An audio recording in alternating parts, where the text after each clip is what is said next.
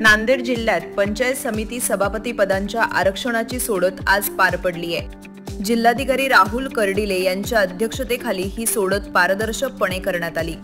जिल्ह्यातील एकूण 16 पंचायत समित्यांसाठी आरक्षण ठरवण्यात आलं असून यामधून तब्बल 8 ठिकाणी महिला सभापतींचा विजयाचा झेंडा फडकणार आहे। महिलांसाठी आरक्षित झालेल्या पंचायत समित्या म्हणजे भोकर, देगलूर, मुखेड, लोहा, नायगाव, बिलोली, धर्माबाद आणि मुदखेड, तर उर्वरित ठिकाणी अनुसूचित जाती जमाती आणि नागरिकांचा मागास प्रवर्ग यांना आरक्षण मिळालंय।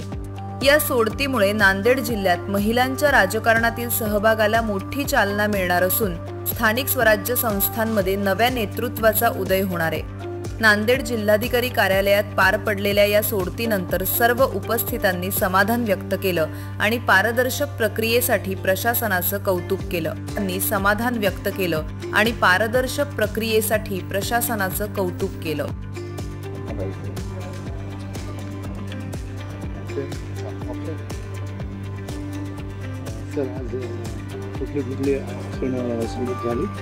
काय माहिती सांगता? आज पंचायत समिती सार्वत्रिक निवडणूक 2025 च्या सभापती पदासाठी आपण आरक्षण सोडत विविध पद्धतीने कायद्याप्रमाणे घेतलेली आहे। ही सर्व जे काही उपस्थित मेंबर होते यांच्यासमोर व्हिडिओग्राफीमध्ये तसेच ज्या चिठ्ठी टाकण्यासाठी आवश्यक होत्या त्या 2 मुली आपण ज्यांना पत्र दिलं होतं, या सगळ्यांसमोर आपण ही प्रक्रिया आज राबवली। त्यामध्ये जे आपण निश्चित केलेलं आहे आरक्षण त्याचं मी आपल्याला वाचन करून दाखवतो। त्यामध्ये पंचायत समिती भोकर अनुसूचित जाती महिला, हिमायतनगर अनुसूचित जाती, किनवट अनुसूचित जाती, उमरी अनुसूचित जमाती, मुदखेड अनुसूचित जमाती महिला, नांदेड नागरिकांचा मागास प्रवर्ग, हदगाव नागरिकांचा मागास प्रवर्ग, नायगाव नागरिकांचा मागास प्रवर्ग महिला, लोहा नागरिकांचा मागास प्रवर्ग महिला, देगलूर सर्वसाधारण महिला, मुखेड सर्वसाधारण महिला, बिलोली सर्वसाधारण महिला, धर्माबाद सर्वसाधारण महिला, कंधार सर्वसाधारण, अर्धापूर सर्वसाधारण आणि माहूर सर्वसाधारण अशा पद्धतीने आपण निश्चित केलेलं आहे आणि सर्वांचे आभार मानून सभा आपली संपवली। तर ही प्रक्रिया कशी पार पडली? ही प्रक्रिया शांततेत पार पडली। सर्वांच्या समोर ही प्रक्रिया अत्यंत पारदर्शक पद्धतीने पार पडली आणि याच्यामध्ये नियम आपले ठरलेले आहेत, ज्यामध्ये पहिल्यांदा आपण अनुसूचित जातीचं आरक्षण निश्चित करतो, उतरत्या क्रमाने त्यांची आपण रचना करतो आणि इथून मागचे जे आरक्षण पडलेले होते त्यामध्ये किती वेळा त्या ठिकाणी आपण आरक्षण दिलेलं आहे तो एक यामध्ये क्रायटेरिया असतो आणि त्यानंतर चिठ्ठी टाकण्याची आवश्यकता एका ठिकाणी पडली। त्यामध्ये अनुसूचित जाती भोकर पंचायत समिती ही चिठ्ठी त्याची निवड करण्यात आली। बाकी नियमाप्रमाणे सरळच मॅथमॅटिकल पद्धतीनेच ते असतं, त्यामुळं अत्यंत ट्रान्सपरंट पद्धतीने प्रक्रिया झालेली।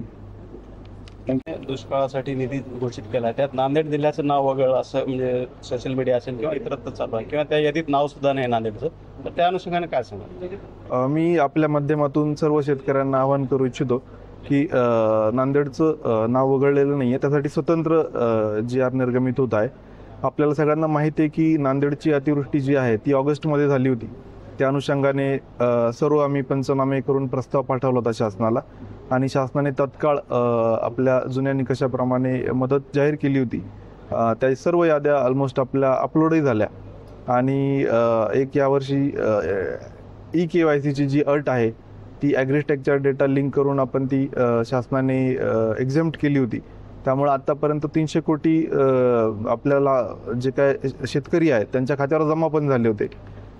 परंतु जी परवा कालची जी रात्रीचा GR निघाला आहे त्यामध्ये सप्टेंबर महिन्यात जे मराठवाड्यामध्ये अतिवृष्टी झाली होती त्याचा एकत्रित प्रेझेंटेशन झालं आणि त्या अनुषंगाने तो GR निर्गमित झाला होता। आम्ही तत्काळ ही बाब शासनाच्या निदर्शनास आली आणि ऑलरेडी त्यांचं काम पॅरलली चालूच होतं आणि त्याच्यामध्ये शासन आज निर्णय पण घेईल सकारात्मक। माननीय मुख्यमंत्री महोदय, माननीय पालकमंत्री महोदय स्वतः याच्यावर सगळ्या लक्ष ठेवून आहेत।